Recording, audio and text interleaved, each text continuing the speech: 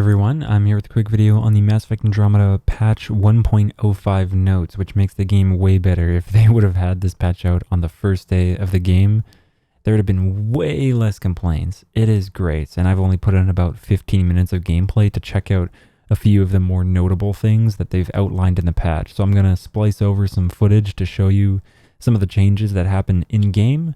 And then otherwise, I'll just be covering the patch 1.5 notes. If you want to read this all for yourself, I'll have links in the description below so you can check it out. Alright, so first thing is the improved tutorial emplacement. I believe the dialogue boxes that appear on screen for, hey, press space to do this and press T to do that, I believe they just moved those around. Increased inventory limit. The default limit is now 100 instead of 50, and the max limit, I believe, is 200 when you upgrade it through the AVP terminal. Single player balance changes, ammo crates, armor, weapons, attacks, and progression. That's just a ton of like balancing they've done to the weapons and that sort of stuff. The ammo crates, I'm not 100% sure what they did. Maybe put more, change the locations. I haven't been able to tell so far. Multiplayer balance changes, I'll get to that more in detail. There's another tab I have open here that talks about all that. But it's really just a ton of balancing. And then improved matchmaking latency in multiplayer. Added option to skip autopilot. I'll show that on screen right now. It is so much faster. On PC, you just press tab and you can skip straight to like the next planet. Remember that when you're traveling between two systems, so like from the system that the Nexus is in to the system that the EOS is in, that animation still needs to play because it's loading the new area. But between two planets in the same system, you're all good. So that's where you can use the skip. Very helpful. Super nice. Decreased the cost of remnant decryption keys and made them more accessible at general merchants, or pardon me, at merchants. So I went to the general merchant on the Nexus and I found one for about 420 credits. I believe before they were around 700. Improved logic, timing, and continuity for relationships and story arcs. That's just changing the pacing of some dialogue with certain characters. It's hard to make direct comparisons with that. Improved lip sync and facial animation during some of the conversations, including localized voiceover. Once again, I'll show some footage on screen. It looks way better. Even the lip syncing looks nicer. And the eyes on the characters especially look way better. The characters just in general look so much nicer. Fixed an issue with Ryder's movements when running a zigzag. I personally never had this issue, so I can't comment on directly what that was, but it still looks great to me. Improved the appearance of eyes for humans, just like I was talking. I'll show that footage on screen.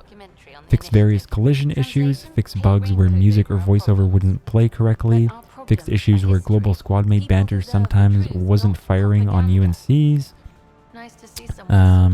Fixed an issue where the player was unable to access the Remnant console interface after failing multiple decryptions.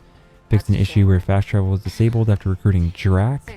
Fixed an issue where Ryder can become stuck in the state of the biotic charge pose. Fixed issue related to some saves. Fixed issues where objectives sometimes become uninteractable for players in multiplayer. I was having that issue. And then finally, streaming and stability improvements. Cool. And then for the multiplayer balance notes, I'll just read this general spot, and then there's a lot more details below. So like I said, link in the description. You can read it all for yourself. It's just a bunch of numbers, basically. So we increased the threat and effectiveness of some heavy hitters and enemy factions like Hydras, Remnant, Destroyers, and Berserkers. So they're now more likely to target nearby players, increasing the threat for close quarters characters and reducing the effectiveness of people spamming melee attacks. So players won't be able to avoid damage from the Ket anointed by standing beside them. They've also made changes to the Outlawed faction to increase their difficulty because they were less effective at pushing players into cover than other factions were. So they increased the damage and fire rate for the sharpshooters, and the Hydra's sync attack is now lethal.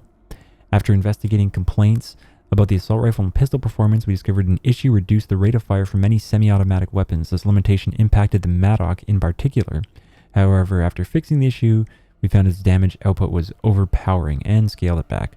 To keep the identity of the Maddock as an assault rifle that fires as quickly as you can pull the trigger, we left the rate of fire unchanged and lowered the damage per round. To compensate, we also increased the amount of spare ammo.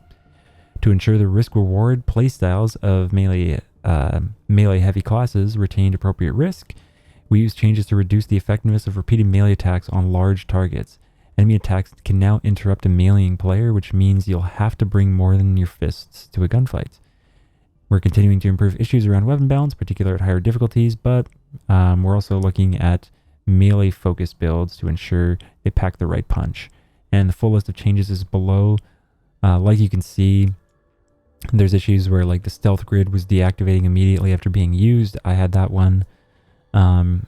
The Kineticus gaining biotic ascension charges when not the host of the match. And then a bunch of weapon changes down here. So I'll scroll by them and you can pause if you want to read them, if that's a little bit easier for you. But you can see stuff like, you know, the sandstorm has been increased. So I'm going to go ahead and try that out tonight because I have it.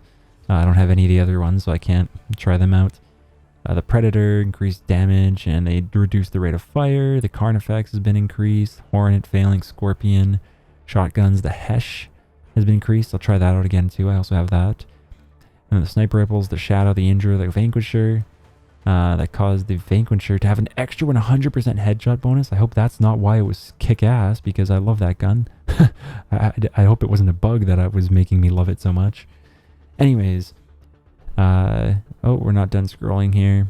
Like I said, if you really want to read this stuff, pause it or check the link in the description below. I think that's it. A bunch of changes to the enemies. Remnant observers. Yep, cool. So yeah, if you want to pause it and read it on screen, if that's easier for you, then whatever, go for it. But that's going to be it for this one. More Mass Effect content's on the way. Hopefully multiplayer soon if some friends finally get this game. And then more Let's Play stuff is always on the way. And anything else that comes up that I feel like doing, that's what I'll do, because that's what I do. So yep, likes, comments, always appreciated. But until next time, bye for now.